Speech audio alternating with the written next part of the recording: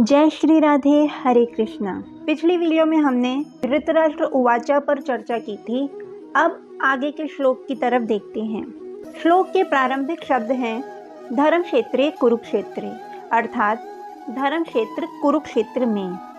इसका अर्थ है कि कुरुक्षेत्र एक ऐसा स्थान है जहाँ पर जाने मात्र से ही धर्म का फल प्राप्त होता है। अब धर्म क्षेत्र की अगर हम चर्चा करें तो धर्म क्षेत्र का गूढ़ अर्थ क्या निकलता है। धर्म क्षेत्र में धर्म तथा क्षेत्र ये दो शब्द हैं। यदि क्षेत्र का अर्थ खेत माना जाए तो धर्म क्षेत्र का अर्थ हुआ वह स्थान जहाँ पर धर्म की फसल उगाई जाती है। जिस प्रकार गेहूं के खेत में गेहूं की ही फसल लगाई जाएगी तथा अन्य पौधों को उखाड़ दिया जाएगा, उसी प्रकार धर्म क्षेत्र में केवल धर्म की ही फसल उगाई जाती है तथा अधर्म के पौधों को उखाड़ दिया जाता है।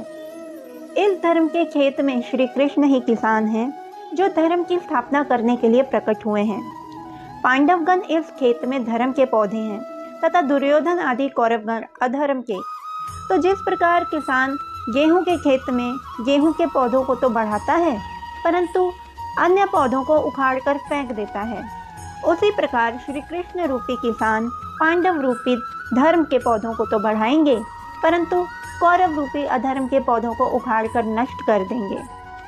इसके अतिरिक्त एक दूसरी बात यह भी है कि युधिष्ठिर महाराज धर्म देवता के पुत्र हैं, इसलिए धर्म क्षेत्र का अर्थ यह भी है कि इस क्षेत्र में युधिष्ठिर महाराज तथा उनके भाइयों का ही अधिकार है, अन्यों का नहीं।